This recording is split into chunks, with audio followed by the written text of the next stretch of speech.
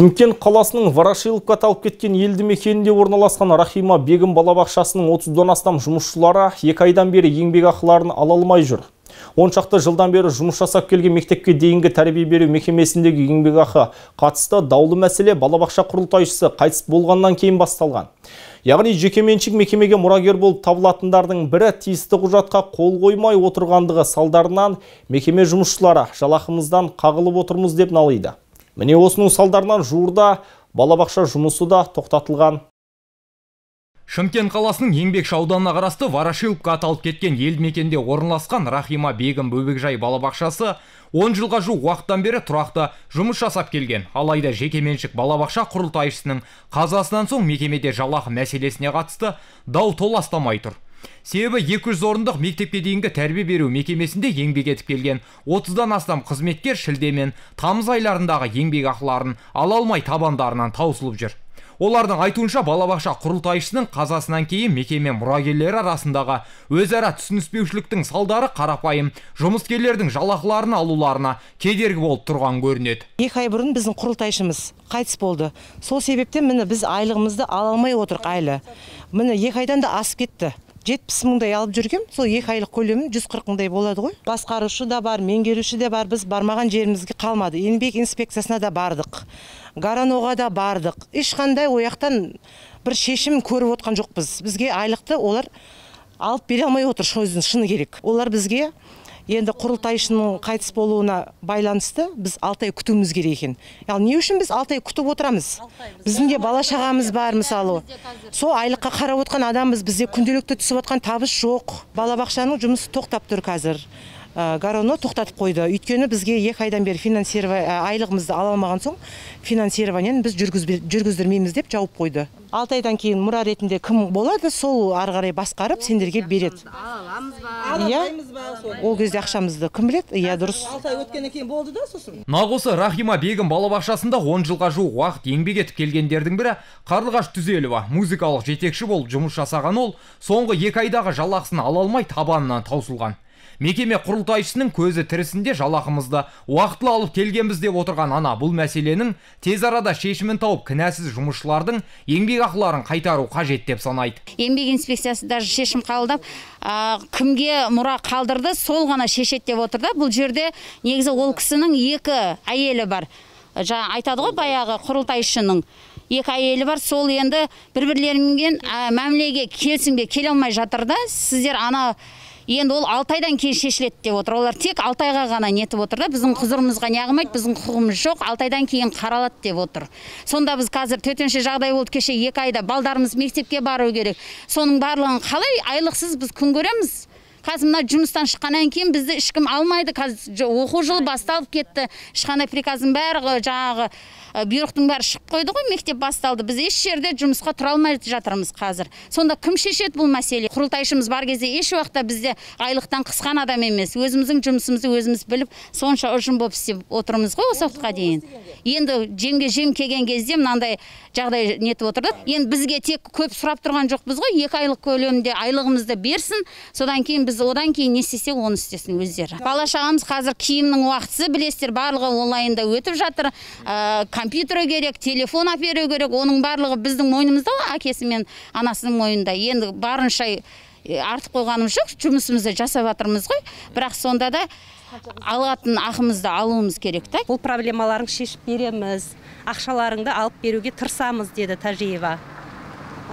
Біз оға дейін не істейміз? Біздің садигіміз жабылып қалған. Біздің кредитіміз бар. 2 айдан бері төленбей жатыр, мысал үшін. Бәріміз айлыққа қарап отырған адамдарымыз.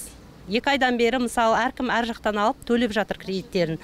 Енді сол 2 айымыз алған кезде біздің расчетныйымызды қарастырып, соны төлеп берсе деген неміз бар. Біз қазір жұмыс іздеп жүрміз, бірақ жұмыс жоқ. Еш жерде алмайды, бәрі жер алып қойған.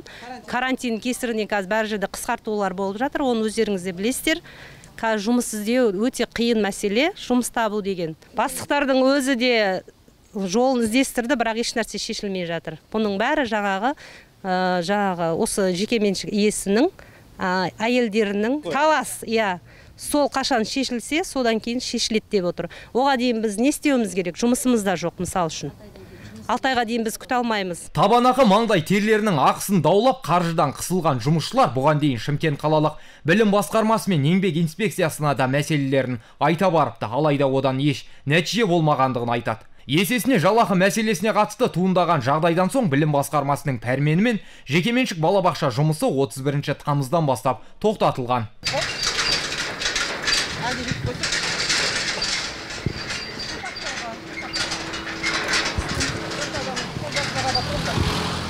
Шілде тамыз айында айлығымызды ешқандай ала алмай жатырмыз. Бармаған жеріміз қалмады. Еңбек инспекциясы бар, білім басқармасы бар.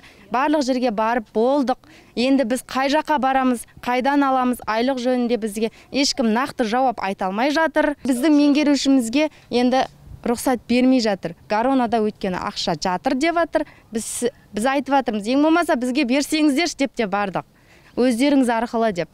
Жоқ, біз ешқандай бер алмаймыз деп жатыр. Енді бір қол болып тұр ғой бұл жерде. Қол қою керек болып тұр.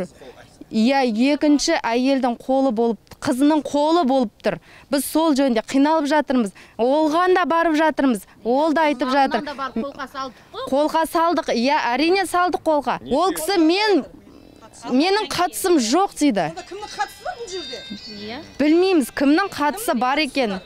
Анаған барамыз, ол айтады, менің қатысым жоқ дейді. Мынаған барамыз, енді кім? Біз қалдық осылай.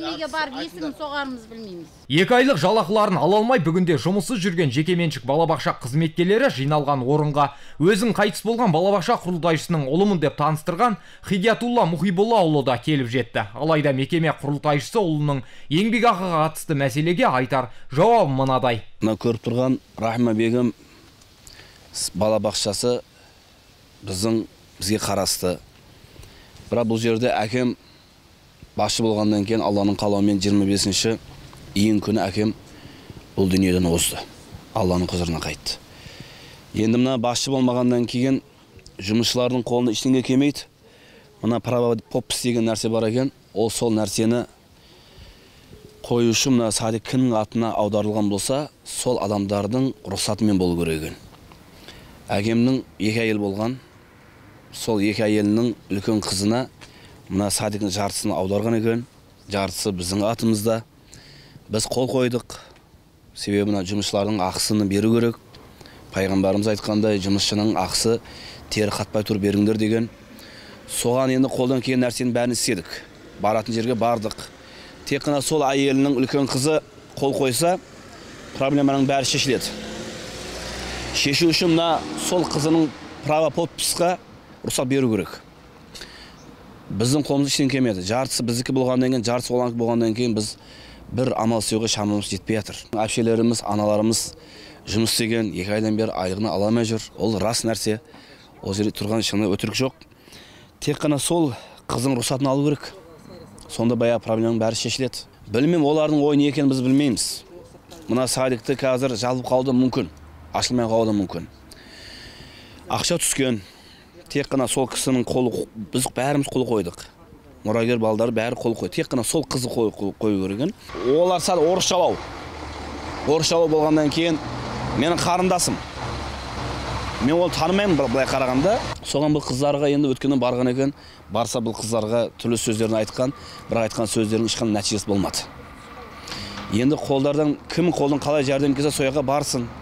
Сол қыздың баяғы қолына алсын, қолы қойып берсін де, мына садикті иншалла жұмысқа түсіреміз.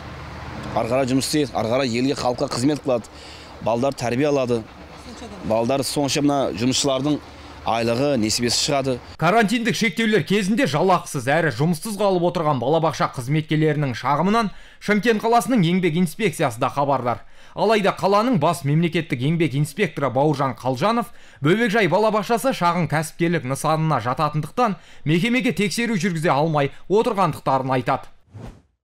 Қазақстан Республикасы президентінің 2019 жылғы 29 желтоқсандағы жарлығына сәйкес 2020 жылдың 1 қаңтарынан бастап 2023 жылғы 1 қаңтарға дейін шағын кәсіпкерлік субъектілерге профилактикалық бақылау және субъекттер тексеруге, сонымен қатар қадағалауды барып жүргізуге тоқтату туралы мораторий жарияланған. Рахима бегім дейтін бөбекжай балабақшасы бұл бізде микрокәсіпкерлік субъектісіне жататындығы анықталды. Сол себепті бұл бөбекжай балабақшасында тексеру жұмыстарын жүргізуге мүмкіндік болған жоқ. Шымкент қаласының әкімі арнайы алгоритм құрған, медиация жолымен келісіп шешу бойынша. Қазір келіссөздер жүргізіп жатыр. Мен жаңа айттым, Шымкент қаласының кәсіпкерлік басқармасы, білім басқармасы және Шымкент қаласының еңбекші ауданы әкімі аппаратына осылар жолданды. Осы жерлерде қазір осы мемлекеттік органдармен қазір келіссөздер жүргізіліп жатыр. Медиация бойынша, шешу бойынша келісіп, жақын арада шешілуі мүмкін деген сеніміміз бар.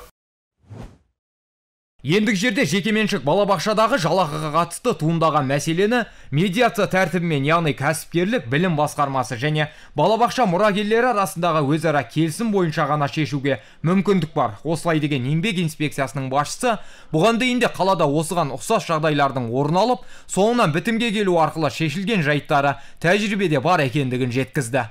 Абай Омаров, Ғалымжан Мамытов, Айғақ қоғамдық телеарнасы.